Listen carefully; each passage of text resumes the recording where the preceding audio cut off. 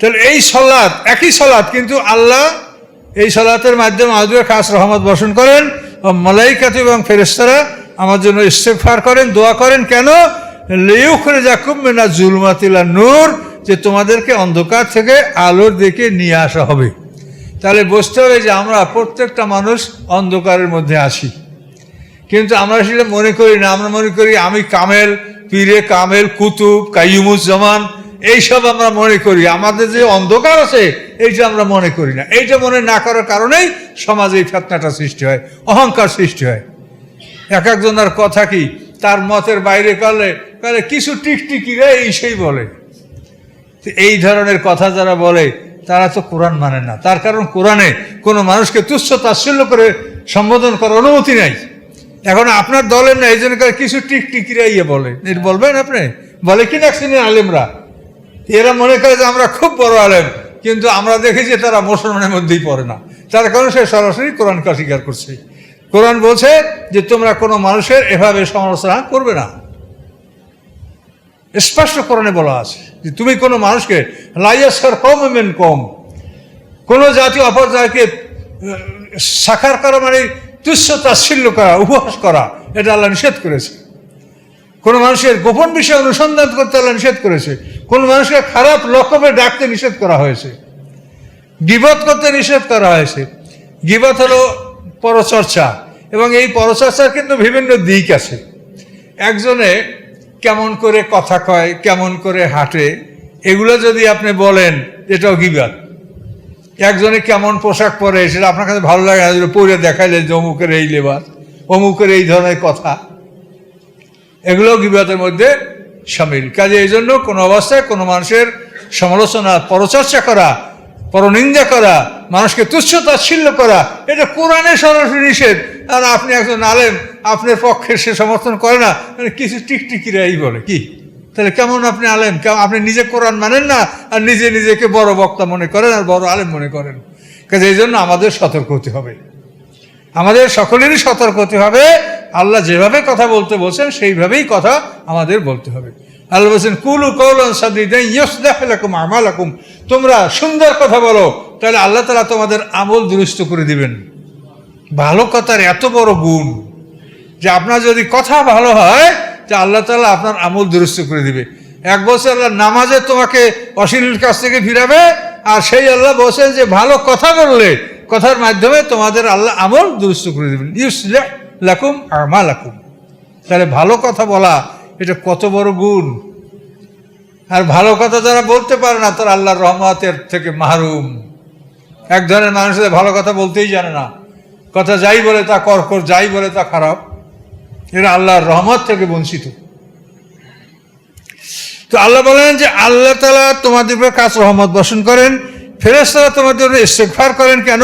লিইউখরিজাকুম মিনাজ জুলুমাতি ইলান নূর, তোমাদেরকে অন্ধকার থেকে আলোর দিকে বের করে নিয়ে আসার জন্য। তো এতে বুঝতে হবে যে আমাদের সকলের মধ্যেই অন্ধকার আছে।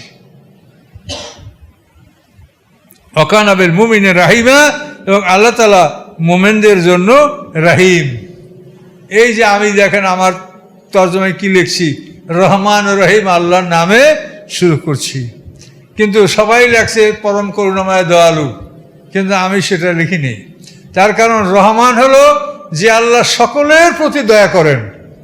চোরে চুরি করতে যায় তখন কাকে বলে? আল্লাহকে বলে না আর কাউকে বলে? আল্লাহ আল্লাহ করে আর চুরি করতে যায়।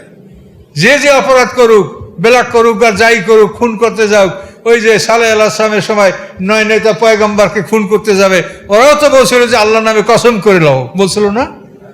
ওয়াকানা ফিল মাদিনাতে তিসআতু রাতি ইউফসিদুনা ফিল আরদি ওয়ালা ইউসলিহুন ক্বালু তাকাসামু বিল্লাহ। পয়গম্বরকে খুন করবে তাও আল্লাহর নামে কসম করিয়া একমত হইয়া পয়গম্বরকে খুন করতে যাচ্ছে। তাহলে আল্লাহকে কে না স্মরণ করে বলেন? চোরের, ডাকাতে, ভালো মন্দের সবাই তো আল্লাহকে স্মরণ করে। এই জন্য আল্লাহ বলেন আমার রহমান নামের দয়া আমি সবাইকে দিচ্ছি, কিন্তু মোমেনদের রহিম। আল্লাহ বলেন আমি মোমেনদের ব্যাপারে রহিম, এই রহিম নামের দয়াটা মোমেনরা পাবে। তা আপনি এক অক্ষরে কেমনে ব্যক্ত করবেন? সম্ভব? এই জন্য আমি এটা তর্জমা না করে বলছি কি রহমান রহিম আল্লাহর নামে শুরু করছি। আর আপনারা এখন বুঝে নেন যে রহমান আর রহিম ব্যবধানটা কোথায়। এই জন্য হাসরের ময়দানে আল্লাহ তাআলা এই রহমান নামটাকে অমিট করবেন, এটা বিলুপ্ত করবেন, এটা থাকবে না। তিনি রাহিম নামে উপস্থিত থাকবেন এবং তার দয়া মোমেনরা পাবে। রহমান নাম থাকলে সকলেই আল্লাহর দয়া দাবি করবে। শয়তান বলবে আমিও মুক্তি পাবো, আল্লাহ রহমান। শয়তান বলেছে কথা যে আমিও মুক্তি পাবো, আল্লাহ রহমান, আল্লাহর কত দয়া আছে, আমিও মুক্তি পাবো। কিন্তু আল্লাহ বলছেন ওয়ালা গুররান্নাকুম বিল্লাহিল গারুর, ধোকা খাইও না, আল্লাহর নামে ধোকা খাইও না যে তোমাকেও আল্লাহ ক্ষমা করে দিবে। ভুলবশত অজান্তে কেউ অন্যায় করলে আল্লাহ মাফ করবে, তুমি জেনে শুনে পাপ করতে থাকবা, তোমাকে ক্ষমা করে দিবে যে আরো পাপ করে রই, হজ আর একটু পরে করি, ঈশ্বরের কাছে যাবার একটু অন্যায় আরগুলো করা আছে করে নি, এরকম করলে তোমাকে আল্লাহ ক্ষমা করবে? আল্লাহ তাআলা মুমিনদের জন্য রহিম।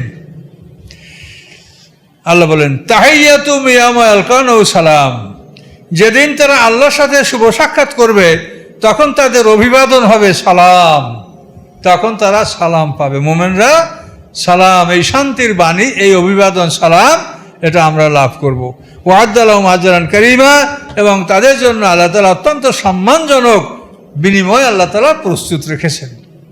এই যে কথাগুলো বলছে এই গুণের অধিকারী যারা হবে তাদের জন্য।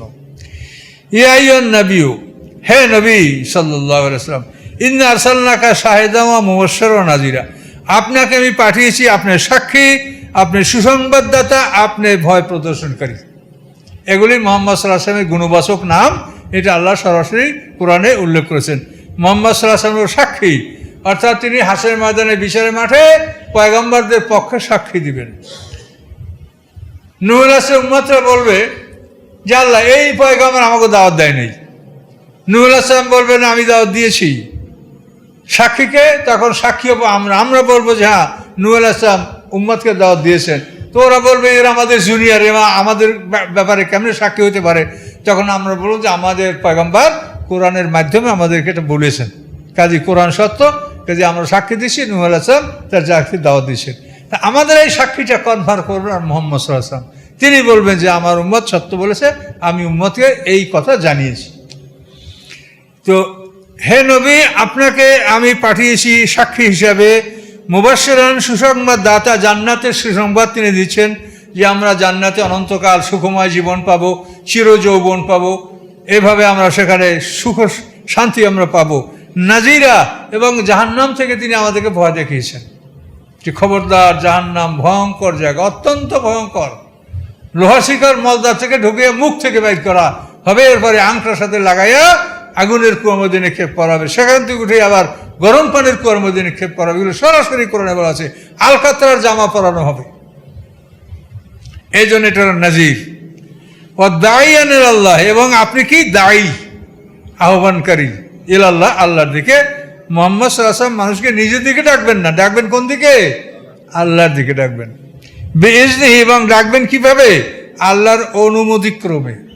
দেখেন তাহলে মুহাম্মদ সাল্লাল্লাহু আলাইহি ওয়াসাল্লাম যে আল্লাহর পথে আমাদেরকে ডাকবে নিজের ইচ্ছায় না, আল্লাহর অনুমতিক্রমে। আল্লাহ যেভাবে তাকে ডাকতে বলেছেন সেইভাবে ডাকবে। তাহলে মুহাম্মদ সাল্লাল্লাহু আলাইহি ওয়াসাল্লামের নিজের কোনো কথা আছে? নাই, এটা কিন্তু বুঝতে হবে। এই তাফসিরেও এরকম কথা লেখছে নবীর সুন্নাত, আমি অবাক হয়ে যাই যে আল্লাহ কিভাবে কি এরা লিখেছে।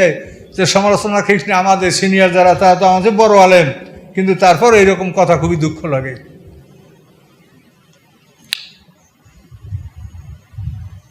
দাইয়া সিরাজাম মুনিরা, আপনি আলোক প্রদানকারী একটি প্রদীপ, একটা প্রদীপ, একটা আলো, জ্বলন্ত আলো, সেটা আপনি আলো ধরান, আপনি যত মানুষ চাক, ওই একটা প্রদীপ যদি জ্বলন্ত হয় সবাই আস্তে আস্তে আলো ধরাতে পারবে কিনা?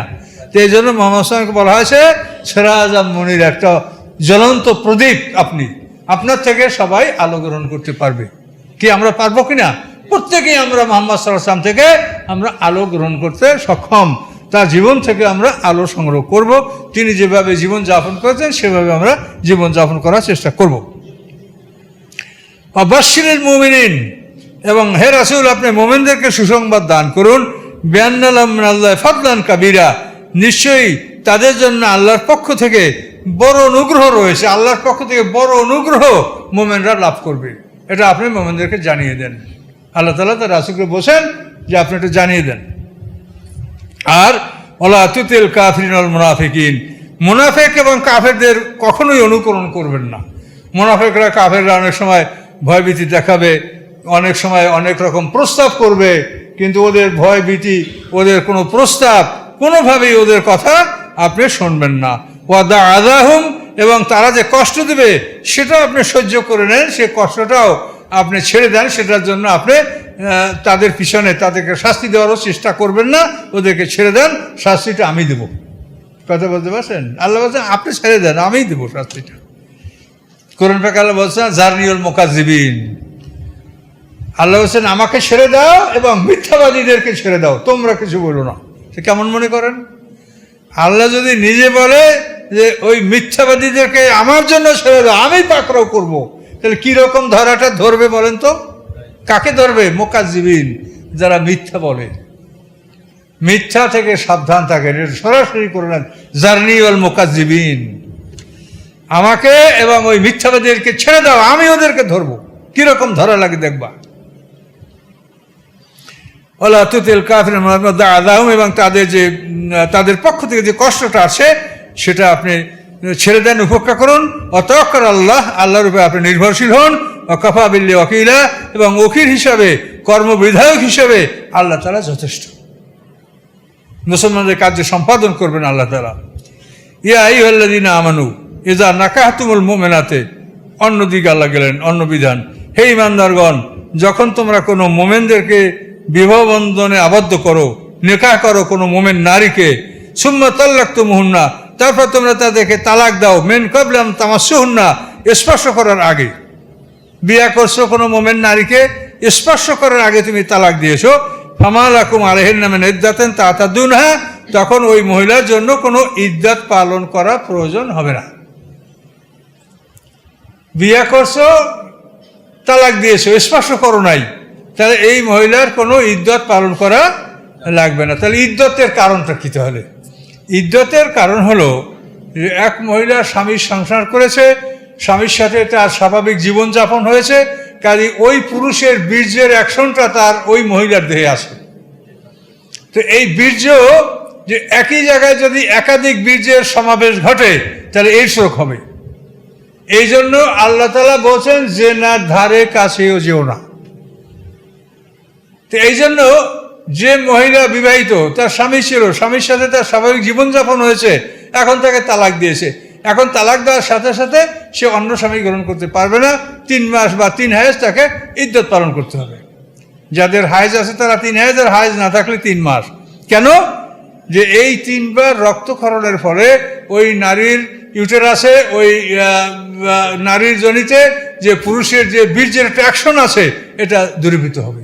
দূরীভূত হওয়ার পরে সে অন্য পুরুষের সাথে বিয়ে হবে, এবং তখন তাদের আর এই ধরনের কোনো রোগ ব্যাধি হওয়ার সম্ভাবনা থাকবে না। এই জন্য ইদ্দত পালন করার বিধান রাখা হয়েছে। আর এইখানে বলা হয়েছে যে ইদ্দতের ওই সমস্যা এখানে নাই, যেহেতু বিয়ে হয়েছে, তালাক হয়েছে, তার সাথে শুভ সাক্ষাৎ হয় নাই, কাজে এখানে ইদ্দতের প্রসঙ্গ নাই। এখন বুঝতে পারছেন যে ইদ্দতের কারণটা কি?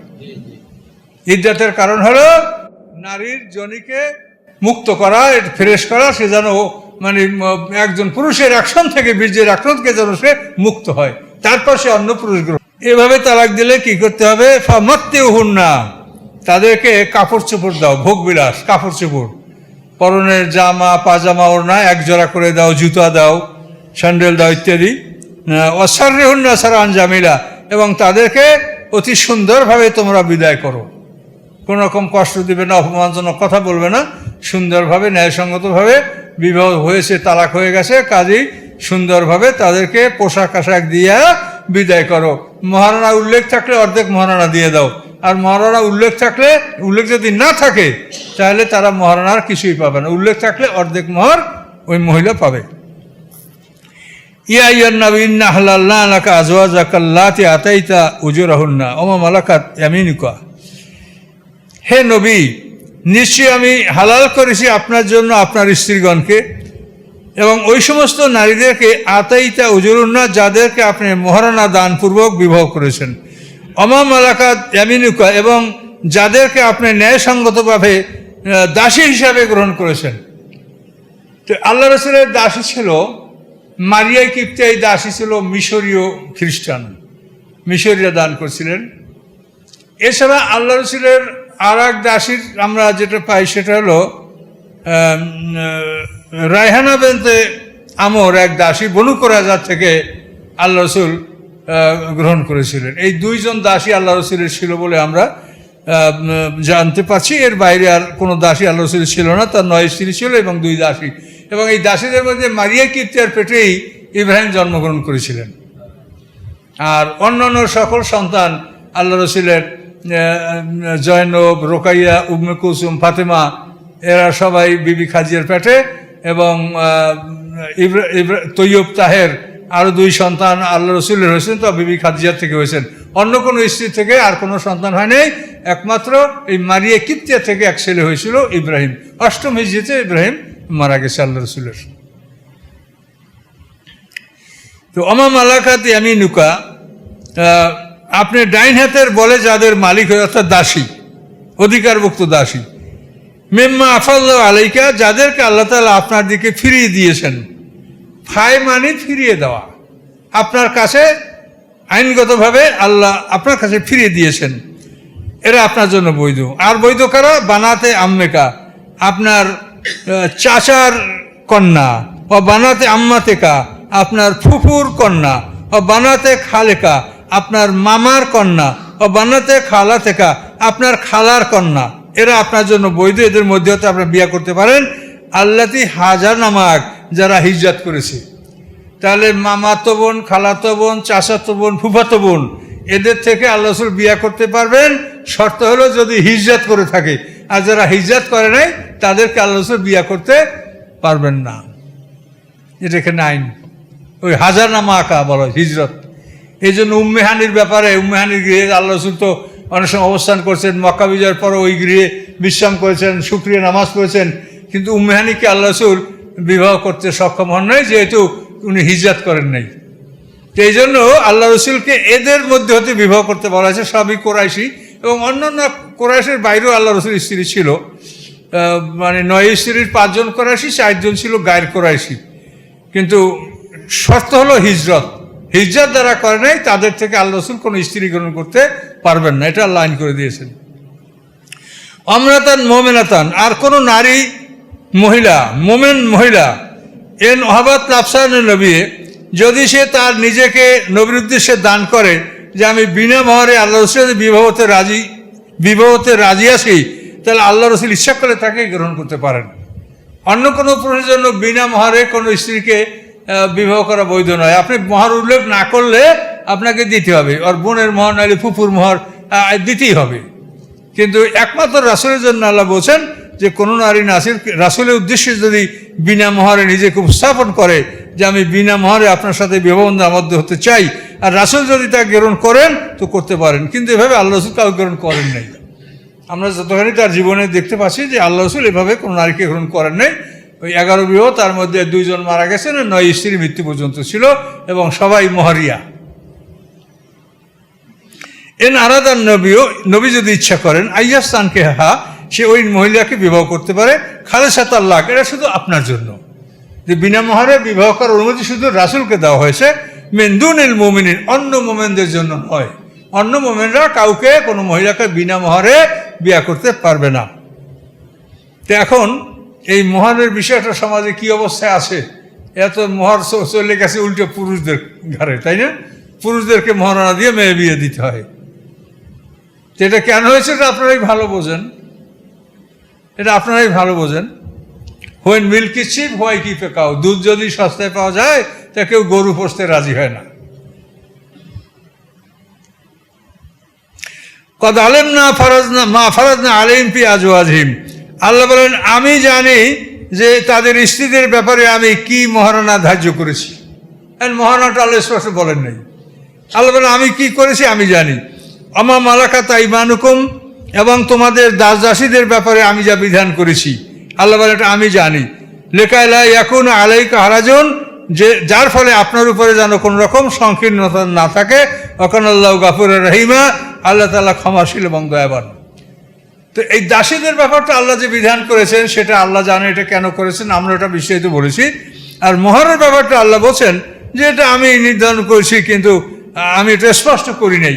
এই জন্য এই মহরের বিষয়টা আমরা দেখতে পাচ্ছি যে আল্লাহ রসুল এটা সবচাইতে নিম্ন মহর 10 দিরহাম পর্যন্ত হতে পারে, এর চাইতে কম মহরের কথা আল্লাহ রসুল বলেন নেই, 10 দিরহাম।